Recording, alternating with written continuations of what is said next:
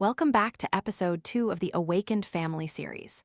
This series, we believe, is not just for parents, but for anyone seeking to understand and heal their family relationships, thereby embracing their inner child and building a solid foundation to break free from cycles of harm, creating a happy and awakened family for the next generation.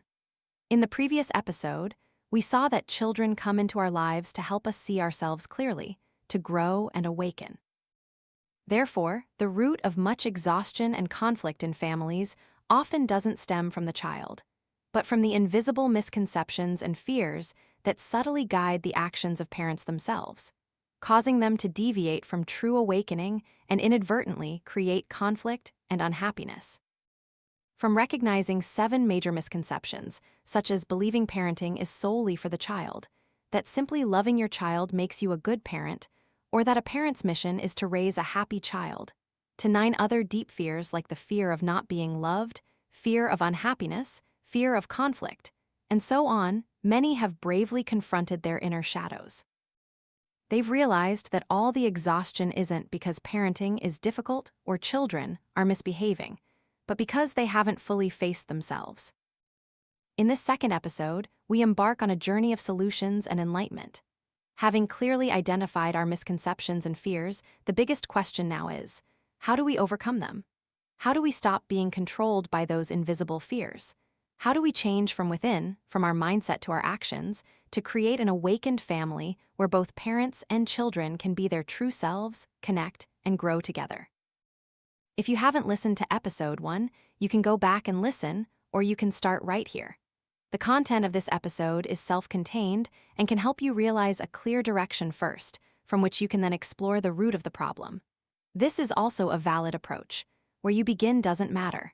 What's important is that you truly connect with yourself throughout this journey.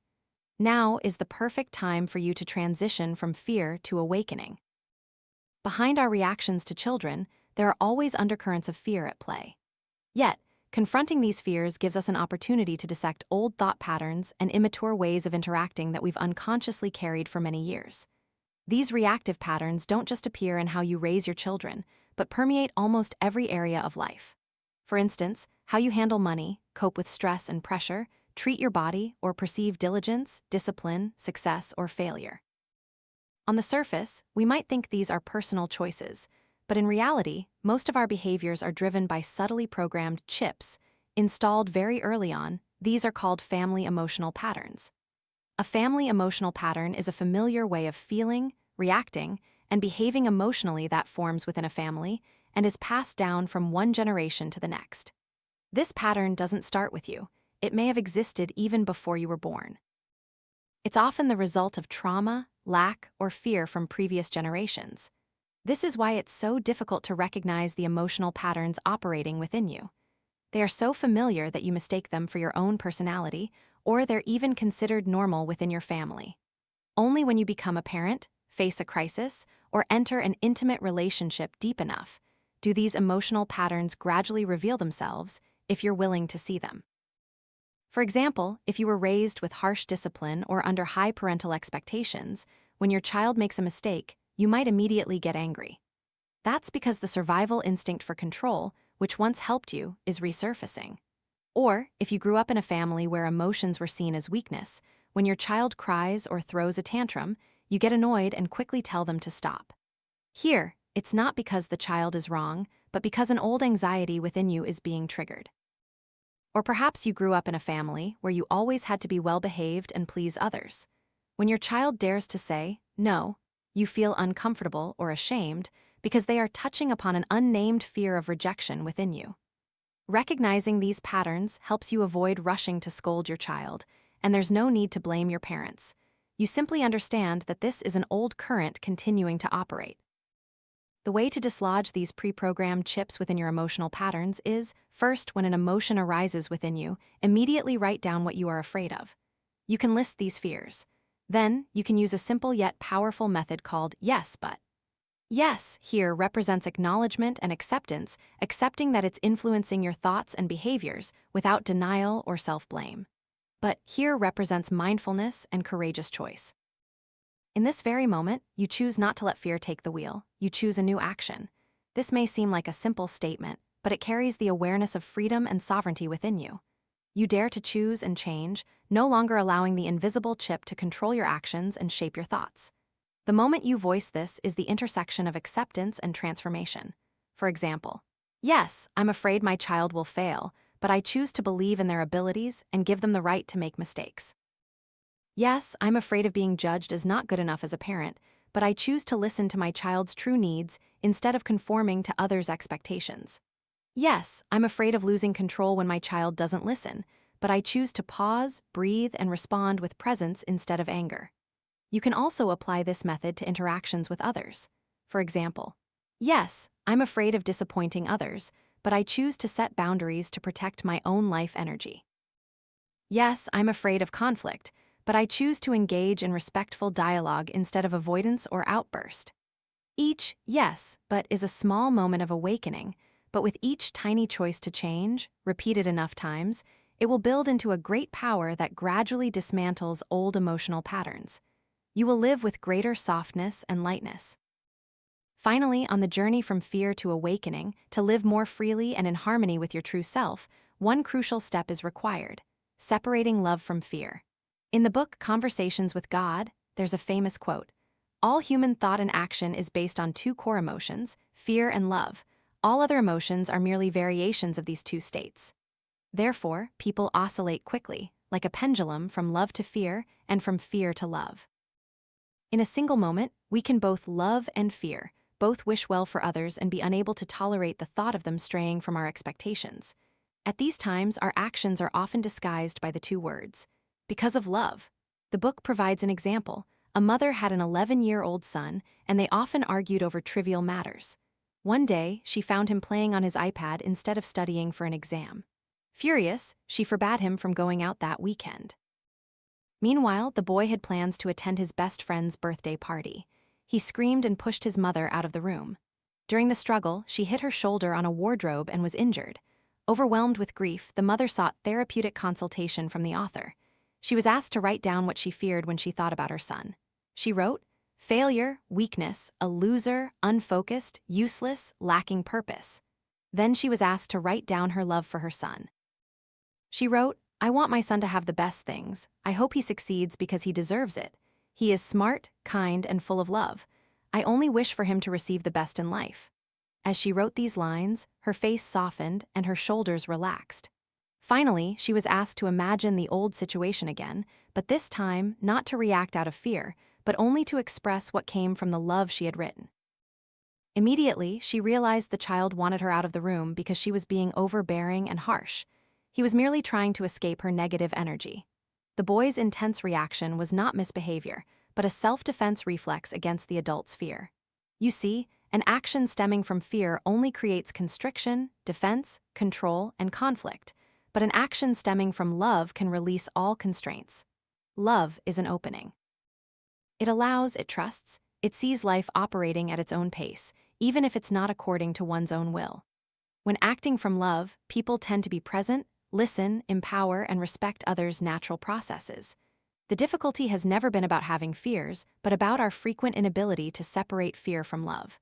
When these two emotions blend, we act unconsciously, believing we are loving, when in fact we are seeking to soothe our own fears. Therefore, separate fear from love in every action you take.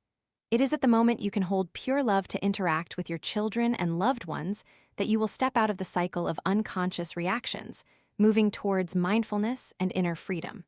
The author wrote a beautiful poem that I would love to share with you all. I hope that, as you listen to these words, you will no longer see a difficult child, but recognize a gift from above.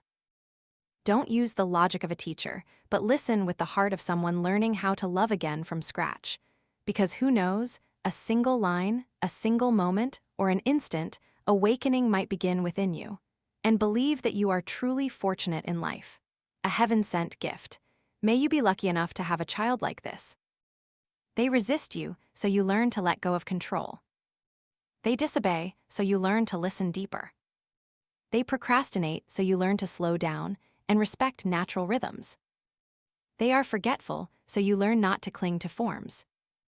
They are too sensitive, so you learn to be steadfast. They are easily distracted, so you learn to be present. They dare to resist, so you learn to overcome old ways of thinking. They know fear, so you learn to trust in life. May you be lucky enough to have a child like this. 9 core skills for building an awakened family. Once you truly realize the need for an awakened family, you'll need skills to anchor yourself on this journey. The author introduces 9 practical skills for enlightened thinking. These are not tricks to manage children, as many might think, but ways to train your inner capacity. So, let's explore the first skill, from expectation to presence. The truth is, behind our fundamental fears often lies the anxiety that our expectations won't be met. Parenting methods revered by society suggest that parents always hold a higher position than their children, have the right to command them, and can arbitrarily impose their expectations, even if those expectations exceed the child's abilities and true interests. The sad truth is that to this day, many still consider this acceptable. But expectations, in the end, are always about the future and often implicitly contradict the present. When someone expects, they implicitly assume that the present is lacking and that the future will be better. Thus, parents' gaze gradually shifts from the child's true self in the present to the imagined future image. From here, a significant distance between parents and children begins to form. Because children are constantly forced to chase a future image, they endure immense pressure. Under all the parents' expectations, big and small, they will gradually abandon their authentic selves. This is the most severe trauma a child can experience, as it forces them to betray themselves. And children need almost their entire lives to heal this wound, sometimes never fully regaining the self they lost. The best way to change is to move from expectation to presence. Expectation focuses on future outcomes, while presence means being fully present with reality as it is. What does this mean?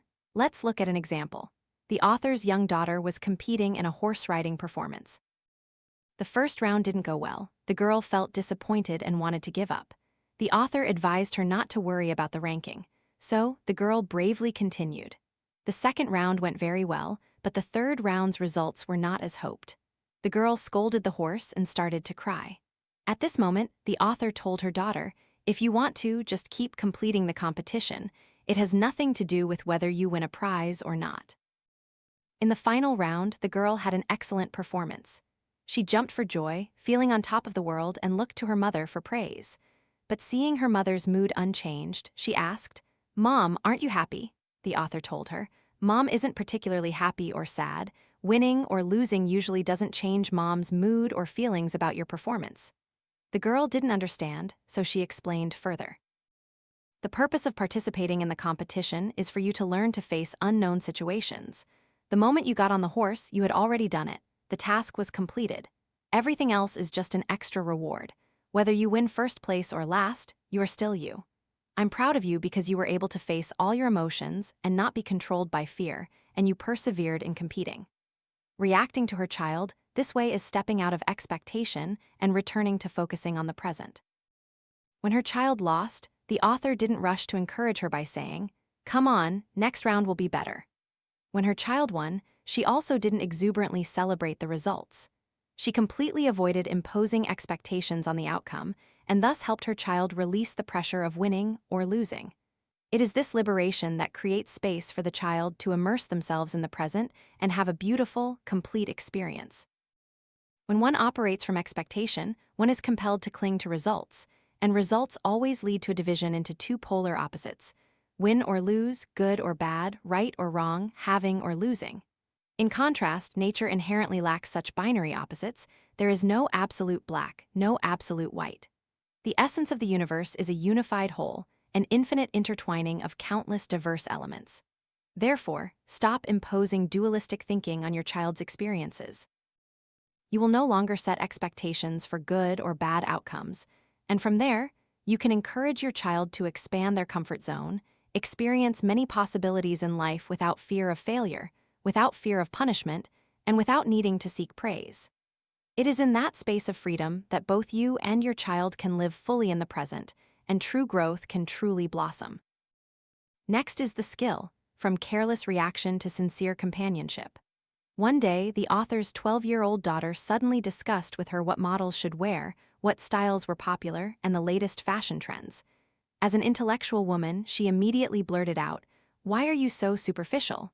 Hearing this, the girl said, "That's so boring. I'll never discuss anything with you again. You even called discussing clothes superficial." The author suddenly realized she had reacted carelessly, a knee-jerk reaction. Before she could even think, she had blurted it out, accompanied by an activation of emotions like anger, rage, or dismissal. She calmly apologized, and only then was her daughter willing to talk to her again.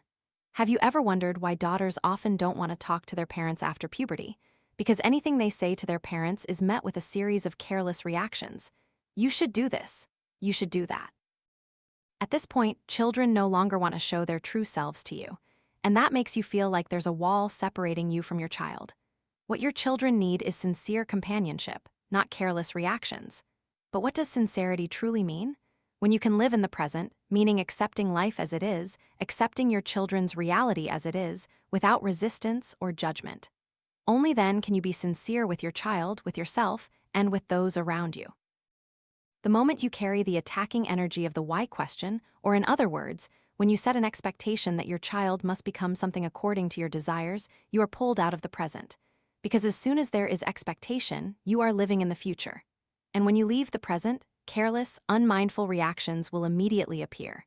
Surely someone will ask, "So, should I never guide my child?" Accepting the present reality does not mean you have to be passive or give up. It means you need to remove the thorn of emotional outburst from the situation. You can absolutely guide your child and even firmly set rules when necessary. But throughout that process, you must not let emotions like fear, anger, or guilt erupt and dominate your behavior. The best way to avoid being controlled by emotions, to make guidance mindful, and to make companionship with your child sincere is to let your child feel the cause and effect relationship, rather than judging their inherent nature.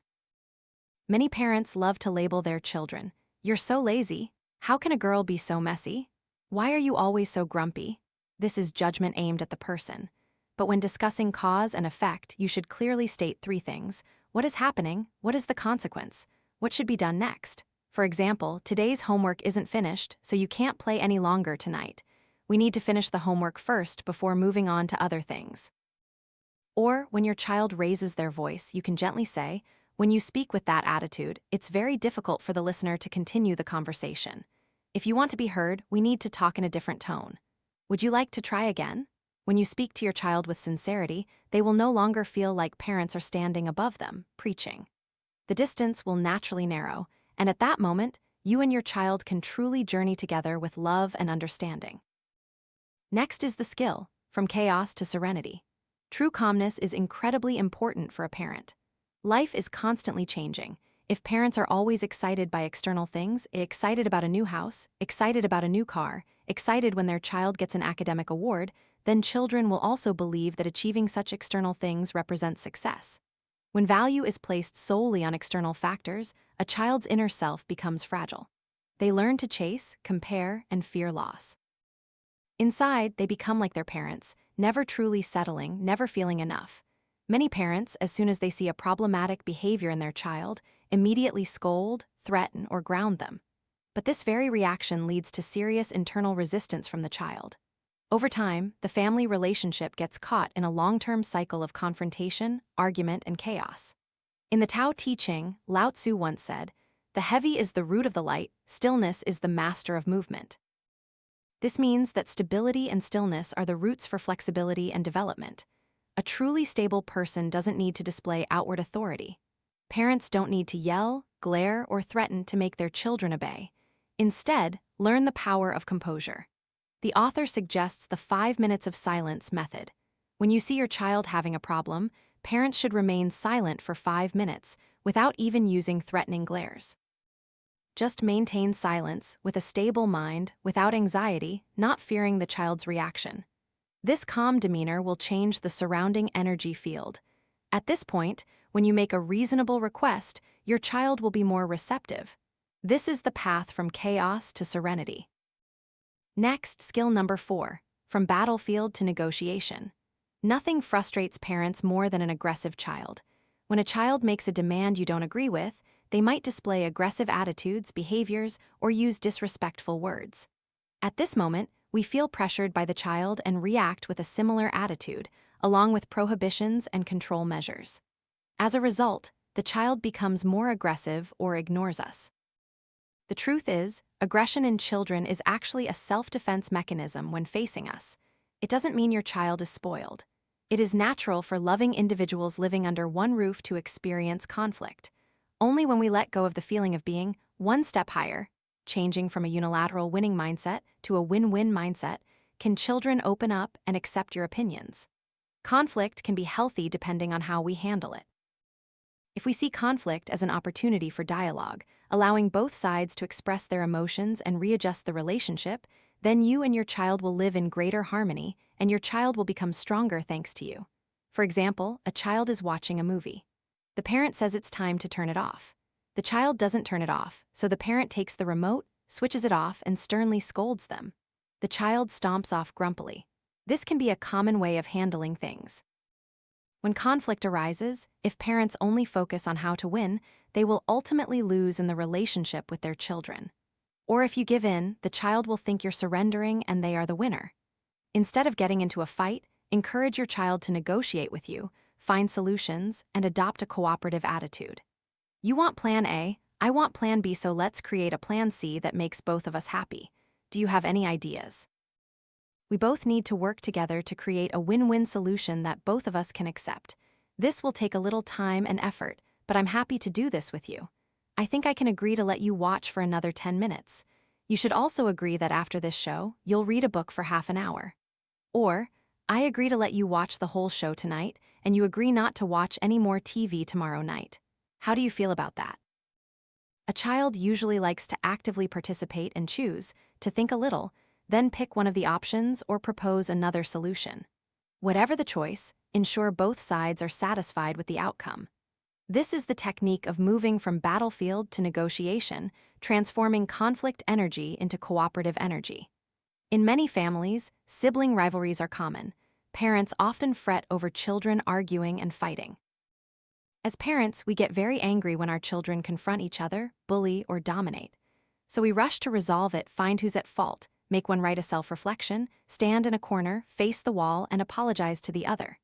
But labeling one good and the other bad will only create comparison, and they will feel this is a competition. The best approach is not to be hasty or show favoritism. Conflicts will naturally dissolve. However, for some parents, not showing favoritism is not easy. Because unconsciously, you might favor one child more, perhaps because they are the one you feel the most compassion for, the most similar to you, or the one who doesn't often upset you. At this point, you allow that child to play the victim. But the truth is, if the problem involves both sides, both must take responsibility. Once children understand that your attention is not biased, you don't take sides in their arguments and won't save anyone from anyone. You treat both equally, and their negative behaviors will naturally disappear. If one child is truly more domineering than the other, you need a different intervention to address it, teach them new skills, or even involve the whole family in psychological counseling. Many parents place higher expectations on the older child, expecting them to be responsible for caring for younger siblings or to yield to them, but this will naturally create jealousy and deep-seated resentment between the children. Similarly, parents often wish for their children to care for and love each other, but rushing this process only pushes them further apart. Instead of forcing it, let sibling affection develop naturally. Awakening also requires courage to change, but it is the only path to peace for your family and for the whole world. The more you live with that awakened heart and wisdom, your children will be able to do the same. Next, we move to part 5, skill from emotion to feeling. Many people don't differentiate between emotion and feeling. When you feel disappointment, fear, suffering, or pressure internally, but the only way you express it is through irritability, shouting, throwing things, or violent anger, that's not expressing a feeling. It's merely venting an emotion. The truth is, children often become targets for adults to vent their discontent. When children see their parents being rigid, erratic, or even losing control in front of them, they not only stop trusting us but also begin to fear us. Sadly, adults who read fear in a child's eyes often mistake it for respect, when in reality, the child is simply afraid. Therefore, the author proposes a solution. Give a direct path to your own feelings, because venting anger at your child, your partner, or those around you is a roundabout way.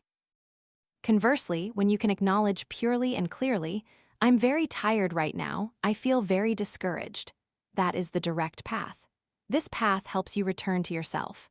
When feelings are expressed outward, emotions will no longer have room to explode. Next will be skill number 6, from criticism to empathy. Above, we discussed how to deal with your own emotions. But how should we deal with our children's emotions? Many parents, when encountering their children's emotional problems, often react with criticism, feeling that children shouldn't be that way. For example, some fathers particularly believe that when we become parents, we too easily criticize our children. Meanwhile, what children truly need is empathy.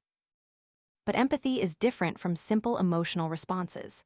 For instance, if a child fails an exam, a mother might console them, "I know you're very sad. You can do better next time." This is not empathy. True empathy comes without any expectations of others. It requires us to focus on the present, understanding that connection with others is an exchange of energy in this moment between both parties, without requiring the situation to achieve any particular outcome. To do this, we must completely abandon our expectations. Only by doing so can we genuinely empathize with our children. Next is the skill, from discipline to enlightened rules. A family that does whatever it wants is absolutely not an awakened family. You need to learn how to say no to your children. Many say no to their children aggressively, shouting. This only shows that you are afraid of rejection. For a family to have order, we need to establish enlightened rules. What are enlightened rules? They must satisfy 2 factors. First, does this rule serve your and your child's higher self or only your ego? Second, does this rule allow space for negotiation and discussion? In other words, rules should not be set to satisfy temporary expectations and impulses, but to aim for a higher good. The author suggests the following rules to help children grow. First, respect for self. The child knows how to care for their body and their own basic needs. Next, respect for the living environment. The child knows how to live neatly and orderly in the space they use. Third, respect for inner life. Whether the child studies academically or takes extracurricular lessons, it serves the purpose of helping them think, ask questions, explore the world, and understand their own emotions. They can learn through school, reading, experiences, conversations, and observation, rather than solely emphasizing achievement. Finally, respect for family and community. The child knows how to communicate with others and has a sense of contributing to society. Skill number 8 is, from binding intervention to self-reliance.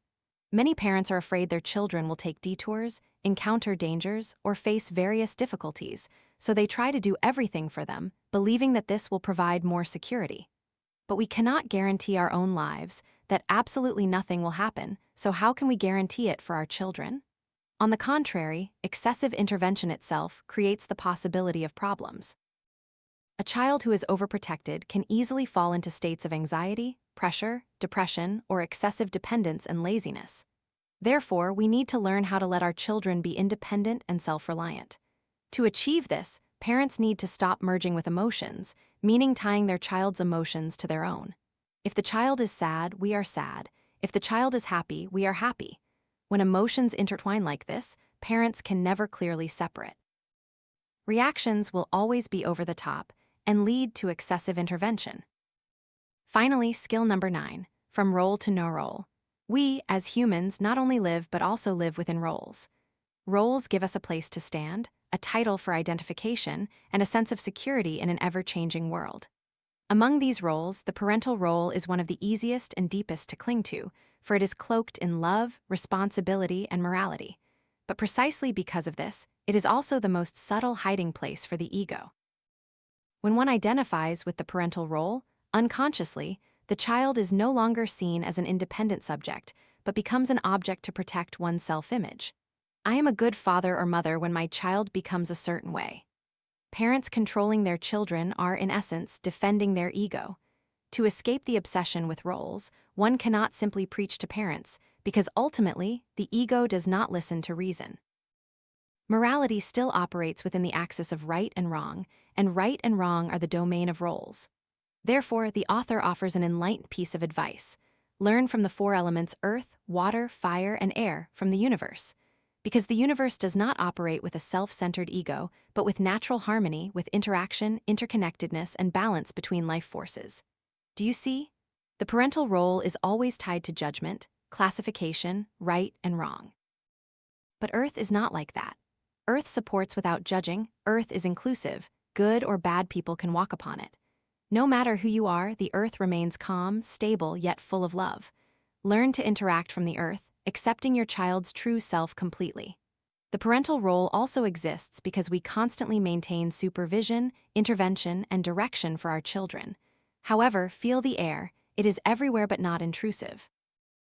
Learn from the air to realize that life doesn't need to be grasped, understanding that children need their own space to grow. Many parents believe in the role of authority, thinking that if they're not strict, their children will be spoiled. But fire teaches us that transformation can also come from warmth and light. What a child needs to grow up strong is not the fear of being consumed, but the warmth of steadfast love, a safe emotional foundation to bravely explore, make mistakes, and stand up again. When you can give your child the warmth of love and respect, you are giving them the energy to transform themselves. Finally, the parental role often makes parents want to mold their child into a certain shape, to follow a predetermined path. But water has no fixed form. It flows, adapts, and embraces the terrain it passes through. Parents, learn from water and let go of all needs to force your child to conform to your own imagination. Moving from role to no role does not mean abandoning responsibility or presence. When you set down the role, true love finds space to flourish. You become the fertile ground, the refreshing water, the sincere warmth, and the sky of freedom for your child to grow. The universe is constantly teaching us lessons about letting go and trusting. The river doesn't hold onto a single drop of water, the earth gives without demanding, and the sun shines without needing recognition. It's just that most of the time, we are not ready to understand. But when you are brave enough to change, humble enough to learn from all things, observing a large tree, gazing at the changing seasons, you will always be reminded that life has its own rhythm and wisdom that no role can control. And you are the same. You don't need to strain yourself to control the flow of life. You just need to learn to go with it. Become a companion to another human being on their journey to themselves. You might notice that I've dedicated 2 videos to this topic, making it almost the longest in terms of total duration compared to all other book summaries on the channel. I understand that parents may not be the most numerous audience. However, I still undertook this because it's not simply a content choice, but a conscious commitment driven by a deep conviction that the journey of transformation in how we love and raise the next generation is like repairing the spiritual lifeline of an entire family lineage. It is the most fundamental mission of a human life. Parents always carry heavy layers of armor, the armor of responsibility, of expectations, of scars from the past, and of fears for the future. These thick and heavy layers of life sometimes harden the adult soul, and the capacity to embrace transformation always requires extraordinary courage. But precisely in that place, which seems most resistant to change, if a parent dares to pause, to listen, and to look within themselves, in that moment, you not only save a child, but also liberate an entire family lineage. An awakening in the present can close many sufferings that have silently passed through generations. I hope that these shares, even if just a small flame, can touch your heart and bring a smile to you, the courageous individuals who bear the greatest calling, the calling of parenthood. Because you deserve companionship, support, and most importantly, to be reminded that you are not alone. Thank you for listening.